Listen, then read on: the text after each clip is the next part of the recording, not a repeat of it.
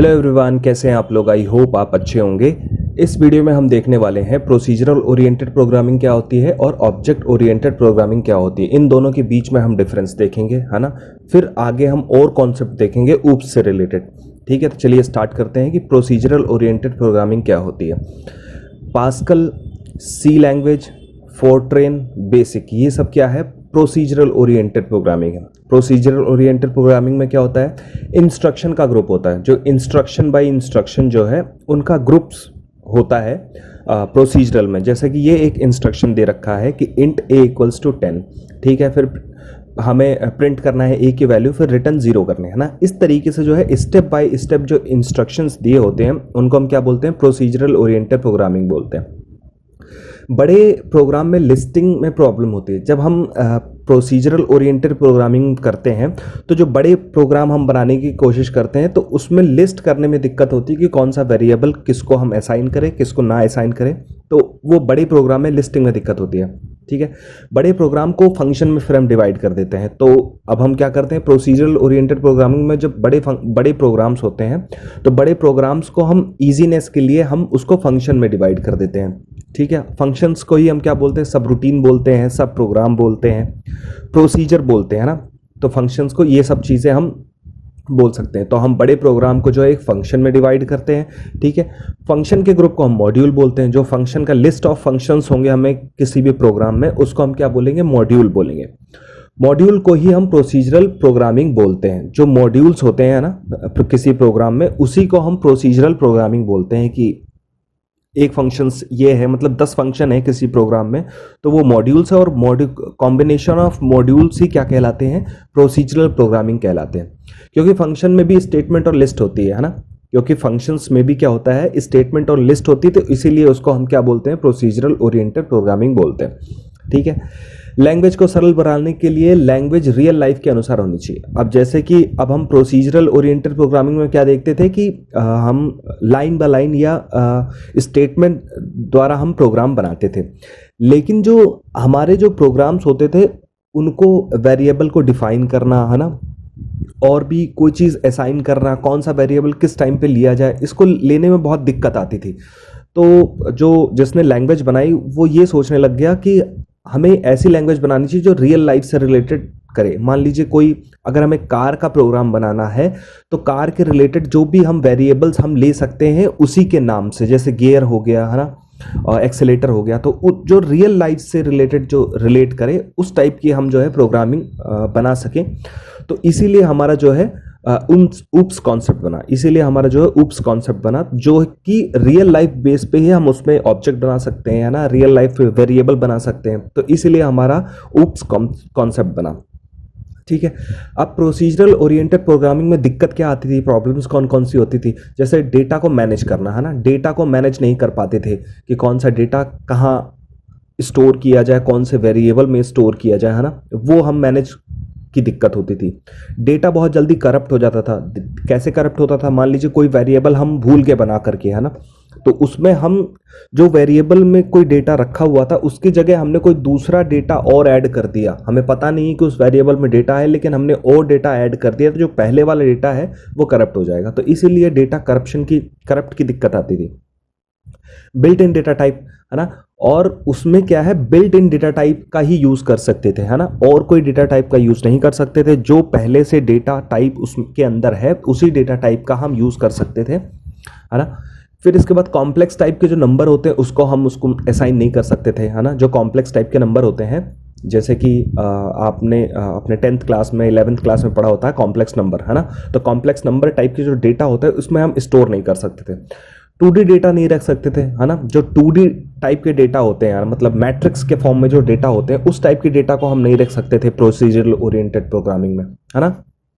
तो इसीलिए जो है प्रोसीजरल प्रोग्रामिंग में बहुत सी दिक्कत होती थी, ठीक है। अब हम ऑब्जेक्ट ओरिएंटेड प्रोग्रामिंग के बारे में समझते हैं कि ऑब्जेक्ट ओरिएंटेड प्रोग्रामिंग कैसे काम करता है। इसमें डेटा और डेटा पर काम करने वाले फंक्शन को कंबाइन करके एक यूनिट में लिया जाता है। इसमें क्या करते हैं, जो डेटा होता है, डेटा मतलब जो वेरिएबल्स हम लेते हैं किसी भी प्रोग्राम को चलाने के लिए, है ना, किसी भी प्रोग्राम में डेटा को इनपुट करने के लिए, कि इस डेटा को हम इनपुट करेंगे तो प्रोग्राम हमारा चलेगा। तो डेटा और डेटा के फंक्शंस, है ना, जैसे ये एक डेटा हो गया, इंट डेटा, है ना, हमने एक डेटा लिया एक क्लास में, है ना, और उसको चलाने वाले फंक्शंस, जैसे कि उस डेटा के अंदर कौन सी वैल्यू हमने रख दी, है ना, कौन सी वैल्यू हमने उसके अंदर डेटा के अंदर पुट कर दी, तो वो डेटा और उसके फंक्शंस को एक यूनिट में कंबाइन कर दिया जाता है ऑब्जेक्ट ओरिएंटेड प्रोग्रामिंग के अंदर।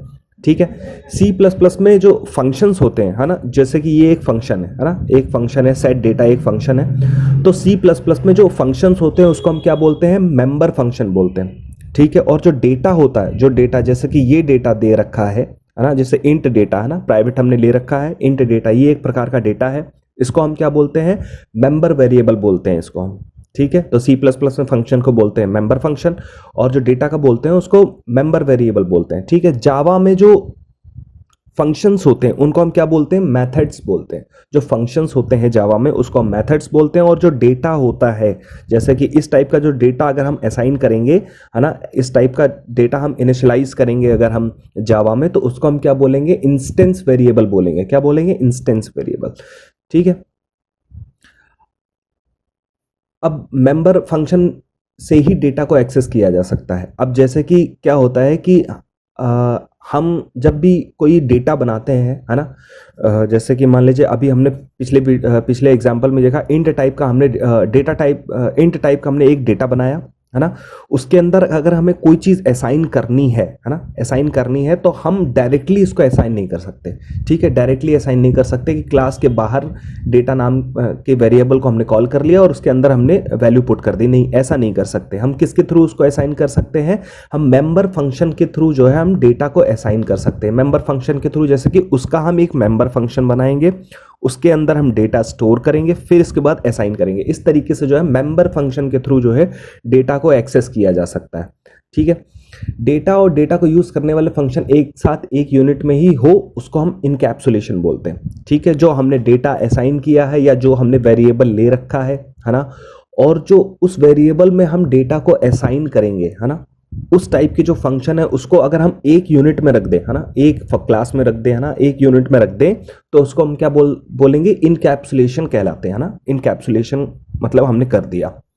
ठीक है, डेटा का हिडन मींस डेटा हाइडिंग और इनकैप्सुलेट ऊप्स का बेसिक टर्म है ना, जो हम जब भी हम किसी भी क्लास को बनाते हैं ऊप्स कॉन्सेप्ट में, है ना, तो डेटा हाइडिंग और इनकैप्सुलेशन ये बेसिक टर्म होता ही होता है ना। जब भी हम क्लास बना देंगे तो हमने क्या किया, डेटा को हाइड कर दिया और इनकैप्सुलेट कर दिया। अब जैसे कि ये एग्जांपल है, हमने प्राइवेट टाइप का एक डेटा बनाया, तो प्राइवेट टाइप का डेटा मतलब क्या हो गया, हमने डेटा को हिडन कर दिया, मतलब प्राइवेट है और कोई एक्सेस नहीं कर सकता है, उसी क्लास के अंदर ही एक्सेस हो सकता है, उसी क्लास के अंदर के मेंबर फंक्शन ही उसको एक्सेस कर सकता है। ठीक है, तो हमने डेटा को हिडन कर दिया और इनकैप्सुलेट कर दिया। इनकैप्सुलेट करने का मतलब है उसी के फंक्शन से ही, मतलब उसी के फंक्शन से ही उस डेटा के अंदर हम वैल्यू रख सकते हैं। ठीक है, जैसे कि ये सेट डेटा करके हमने एक फंक्शन बनाया, सेट डेटा कॉल करके ही हम डेटा में वैल्यू पुट कर सकते हैं। ठीक है, तो इसीलिए ये एक बेसिक टर्म है जब भी हम क्लास बनाते हैं, तो डेटा हाइडिंग और इनकैप्सुलेट। ठीक है, हर एक ऑब्जेक्ट का डेटा और फंक्शंस होता है। जैसे कि अगर हमने कोई एक क्लास बनाई, है ना, क्लास बनाने के बाद, है ना, अगर हम उसके कई ऑब्जेक्ट्स बना सकते हैं, है ना, एक क्लास के हम कई ऑब्जेक्ट्स बना सकते हैं, तो हर एक ऑब्जेक्ट का डेटा और फंक्शंस अलग होगा। जैसे कि एक ही क्लास का हमने 4 ऑब्जेक्ट बना दिए, तो हर एक ऑब्जेक्ट का डेटा अलग होगा, फंक्शन अलग होगा, दूसरे ऑब्जेक्ट का डेटा अलग होगा, फंक्शन अलग होगा। अब जैसे कि हमने मान लीजिए एक एम्प्लॉय नाम की हमने एक क्लास बनाई है। ठीक है, एक एम्प्लॉय नाम की हमने क्लास बनाई है। एम्प्लॉय के अंदर जो है नेम है, लास्ट नेम है, एज है ना, फिर इसके बाद फंक्शंस है, फंक्शन गेट फर्स्ट नेम, है ना, ठीक है, फिर गेट लास्ट नेम, है ना, कि हमने लास्ट नेम को डाल दिया, फर्स्ट नेम को डाल दिया। ठीक है, तो हमने एक ऑब्जेक्ट बनाया, है ना, ओवन नाम का, है ना, ओवन नाम का एक ऑब्जेक्ट बनाया। तो ओवन नाम का ऑब्जेक्ट बनते ही, है ना, बनते ही ये सारे जो वेरिएबल और फंक्शन है वो ओवन नाम के होंगे। ठीक है, ओवन ऑब्जेक्ट के लिए काम करेंगे। ठीक है, फिर इसके बाद O2 नाम का हमने कोई ऑब्जेक्ट बनाया, तो फिर एक और हमारा जो है पूरा ये वेरिएबल और फंक्शन क्रिएट होगा, वो O2 ऑब्जेक्ट के लिए काम करेंगे, O2 ऑब्जेक्ट के लिए काम करेंगे। इसी तरह O3 का हमने कोई ऑब्जेक्ट बनाया, है ना, तो O3 का जैसे ऑब्जेक्ट बनाएंगे तो फिर एक और हमारा ऑब्जेक्ट क्रिएट हो जाएगा और उसमें जो वेरिएबल और फंक्शंस होंगे वो O3 के मतलब O3 के लिए काम करेंगे। ठीक है, मान लीजिए O1 में जो है नेम अलग था, तो फिर O2 में हम और कोई नेम डाल सकते हैं, O3 में और कोई नेम डाल सकते हैं। इस तरीके से जो है हर एक ऑब्जेक्ट का अलग फंक्शन होता है, अलग डेटा होता है। ठीक है, अब जैसे कि इस फिगर में दिखाया गया है डेटा हाइडिंग का क्या मतलब होता है ना। इस फिगर में दिखाया गया है डेटा हाइडिंग का क्या मतलब होता है। जो डेटा हाइडिंग होती है वो हम मतलब बाहर से एक्सेस नहीं किया जा सकता है ना, उस क्लास के अंदर ही उसी के फंक्शन से एक्सेस किया जा सकता है, बाहर डायरेक्टली कॉल नहीं किया जा सकता है किसी भी डेटा को। जैसे हमने ये डेटा बनाया, नेम नाम का डेटा बनाया, मार्क्स नाम का डेटा बनाया, तो इसको हम बाहर से एक्सेस नहीं कर सकते, उसी क्लास के अंदर के फंक्शन को कॉल करके हम उसको एक्सेस कर सकते हैं। ठीक है, अब ये एक फंक्शन है, फंक्शन पब्लिक है, इसको हम बाहर से तो कॉल कर सकते हैं, है ना, बाहर से कॉल कर सकते हैं, अंदर से कॉल कर सकते हैं, लेकिन अगर हमने प्राइवेट लिख दिया तो ये डेटा हाइड हो गया। ठीक है, तो इसी इसी को हम क्या है, डेटा हाइडिंग और इनकैप्सुलेट बोलते हैं।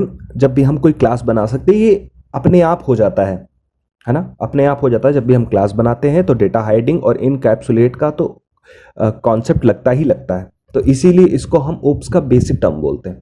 ठीक है, so thank you।